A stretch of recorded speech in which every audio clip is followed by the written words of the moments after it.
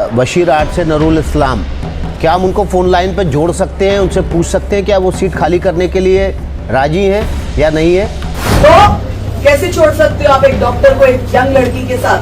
आपकी बेटी है, छोड़ू उसे किसी के साथ 15 मिनट एक कमरे में? हिंदू मुस्लिम एकता जिंदाबाद जिंदाबाद जिंदाबाद। धर्म की राजनीति बंद करो।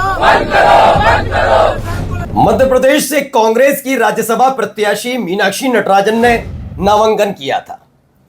उनके नामांकन को रद्द इस आधार पर किया कि उन्होंने एक जानकारी छिपाई। वो बात अलग है कि झारखंड से अंबानी के करीबी का जो निर्दलीय मैदान में उतरना और बीजेपी का समर्थन होना, उस व्यक्ति ने भी एक जानकारी छिपाई, लेकिन उनका नामांकन रद्द करने की जगह 24 घंटे का समय दिया। आप सही कर लीजिए। इसी के विरोध में मध्य प्रदेश में कांग्रेस ने मोर्चा खोला। बस इतना चाहते थे कि जो मध्य प्रदेश के निर्वाचन आयुक्त हैं उन्हें समय दें, लेकिन समय नहीं दिया। गेट हमेशा बंद रहा। और उसके बाद अब उनको विशेष तोहफा कांग्रेस की तरफ से दिया गया। ये क्या तोहफा है जरूर आपको दिखाऊंगा आपको आज ये भी कि कैसे पश्चिम बंगाल के अंदर एक के बाद एक सांसद पार्टी छोड़ रहे हैं। और पार्टी छोड़ भी इस लिहाज से रहे हैं कि ममता बनर्जी गलती से अपने किसी सांसद से इस्तीफा दिलवाकर कहीं लोकसभा चुनाव लड़के संसद में ना जाए, वरना फिर टेंशन बढ़ जाएगी। ऐसे में गोदी मीडिया कितनी जानकारी रखती है, आज देखिए आप हंसी नहीं रोक पाएंगे। इनकी स्थिति देखिए, कितने बेचैन नजर आते हैं कि ममता बनर्जी कैसे भी करके लोकसभा में अपनी उपस्थिति दर्ज ना कराते हैं, वरना वहां एक एक परत खुल जाएगी। खबर निकल कर आई है कि अभी हाल ही में इलाहाबाद हाईकोर्ट ने कहा था कि सब अधिकारियों की जिम्मेदारी तय हो, और खास तौर पर अदालत ने यह भी क्लियर कर दिया था कि अवैध तौर पर अगर किसी भी व्यक्ति को रखा गया हिरासत में तो 25,000 रुपए प्रतिदिन के हिसाब से पुलिस कर्मियों को जुर्माना देना होगा। और अब देखिए, एक पहला न्याय मिल चुका है। कौन है, किसने ये सब किया, आज आपको दिखाने जा रहा हूं, और इसी से सबक मिलेगा उन अधिकारियों को जो मनमड़ हो गए। नमस्कार, मैं हूं प्राजपल गौतम और आप देख रहे हैं the live TV. The live TV, सच सबसे आगे। पहले जरा ये खबर देखिए, ये तस्वीर, इसमें एक पैंट, ऊपर से एक कुर्ता टाइप लटका हुआ है, और ये चुनाव आयुक्त का दफ्तर है। ये मध्य प्रदेश से खबर निकली। मीनाक्षी नटराजन के फॉर्म निरस्त होने के विरोध में कांग्रेस कार्यकर्ताओं ने भोपाल में चुनाव आयोग के कार्यालय के गेट पर आरएसएस की ड्रेस, पैंट और शर्ट टांग दी है। आपने अत पार करेंगे और आप सम्मान भी चाहें, ये दोनों चीज एक साथ नहीं हो सकती। मैं फिर कह रहा हूं, चुनाव आयोग की जिम्मेदारी होती है, चाहे वो कोई सा भी राजनीतिक दल हो, उसकी चिंताएं सुननी पड़ेंगी। आप न शिकायत सुनना चाहते, न चिंताएं सुनना चाहते, न मांग सुनना चाहते, कुछ नहीं। इसे एक तरीके से कहा जाता है मनमानी करना। और जिस देश के अंदर लोकतंत्र होते हुए मनमानी होती है तो मनमानी नहीं, तानाशाही कही जाती है। मिलना ही तो चाह रहे थे आप, मिलते तो सही, उनको बताते तो सही, लेकिन ऐसा नहीं किया गया। दो अलग अलग राज्यों में एक जैसे मामले में बस सत्तारूढ़ पार्टी के समर्थक प्रत्याशी पर प्यार लुटाना और दूसरे पर कार्रवाई कर देना, इसका जवाब तो अपना आने वाले दिन में देना ही होगा। अब आपको बताते और दिखाते क्या हो रहा है, जरा गौर से सुनिएगा। एक खबर निकल कर आई है, जो बशीरहाट लोकसभा सीट है, वहां पर उपचुनाव होने जा रहा है, लोकसभा सीट। वहां से टीएमसी के एक सांसद हाजी नूरुल इस्लाम, अब उनको लेकर उनको फोन लाइन पर जोड़ने की बात कह रहा है एक गोदी एंकर। जरा सुनिएगा, बड़ा आप हंसी नहीं रोक पाएंगे, पहले सुनिए। तृणमूल कांग्रेस का जब इस्तीफा हुआ, लोकसभा सांसद हैं बशीर हाट से नूरुल इस्लाम, क्या हम उनको फोन लाइन पर जोड़ सकते हैं, उनसे पूछ सकते हैं क्या वो सीट खाली करने के लिए राजी हैं या नहीं है? ये तृणमूल कांग्रेस में जो इस समय हालात, देखिए ये कौन है भाई, विकास भदौरिया है, एनडीटीवी है। तभी तो कोई एनडीटीवी का अपना एक ऑरा हुआ करता था एक वक्त में, ऑरा। लेकिन अब जब खरीद लिया अडानी ने तो कहां ऑरा रहेगा। ऐसे ऐसे लोग लाए गए। दरअसल इससे पहले यूसुफ पठान का मामला चल रहा था, यूसुफ पठान छोड़कर चले गए, दबाव डाला। यूसुफ पठान पर इतना दबाव डाल, यकीनन दबाव है, क्योंकि खबर थी कि वो इस्तीफा देंगे और ममता बनर्जी वहां से चुनाव लड़ेंगी, और अगर वो लोकसभा पहुंचती हैं तो मोदी शाह के लिए टेंशन 2029 तक रहेगी। तो पहले यूसुफ पठान चले गए उन सांसदों के साथ जिससे उन पर कार्रवाई ना हो, लोकसभा सदस्यता ना जाए।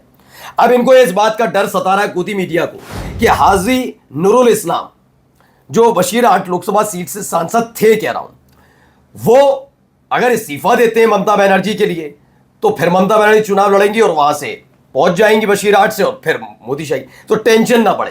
तो इस आदमी को कुछ पता नहीं है विकास भदौरिया को। देखिए आगे इन्हीं के बार बार कहते हैं जोड़ने की कोशिश, देखिए क्या कह रही हैं, जरा सुनिएगा, आगे का सुनवाता हूं। भदौरिया जी, एक चीज़ मैं स्पष्ट कर दूं, दरअसल शायद कोई गलतफहमी हमारे दर्शकों को ना रहे। वहाँ पर बाई इलेक्शन का चर्चा इसलिए हो रहा था कि थोड़ी दिन पहले जो वहाँ पर मौजूदा जो सांसद थे उनका देहांत हो गया था, तो इसी बात को लेकर वहाँ पर जो है नूरुल इस्लाम के देहांत के बाद ही जो है यहाँ पर अब जो है ये ड्यू सीट खाली है, जो उपचुनाव होना है, इसी बात को लेकर चर्चाएं चल रही है। हालांकि मैं आपको बताऊं, अब देखिए इन्हें पता ही नहीं है, जिस सांसद के लिए कह रहे हैं उस क्या कहें इनके लिए, ऐसे ऐसे तो पत्रकार हैं, बड़े बड़े पत्रकार। अब देखिए चित्रा त्रिपाठी को भी चिंता सताने लगी। क्यों?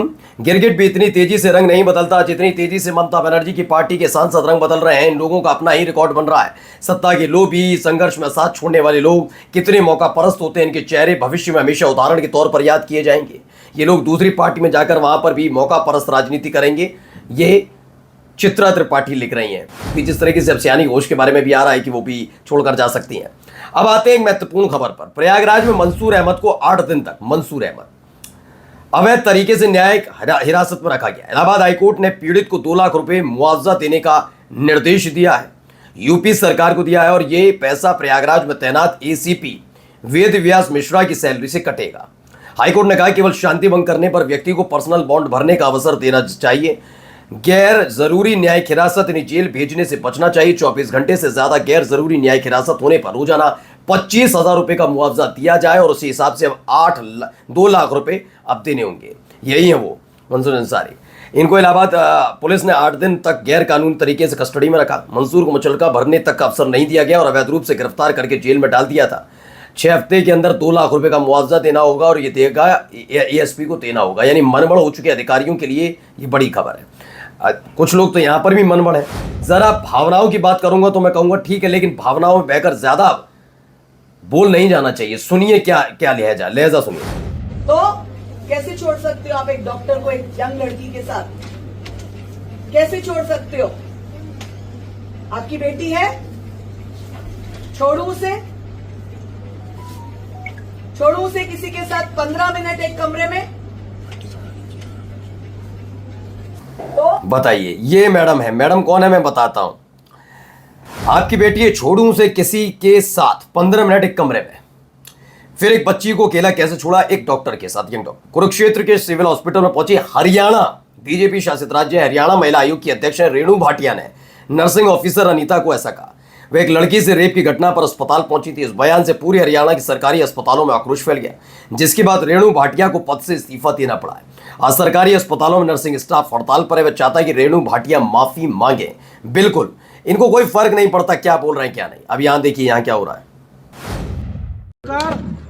कालू बढ़िया चीज ना खाई एकदम ना करेंगे भैया, आज बात बिल्कुल ना करेंगे। सब्जी देख लो,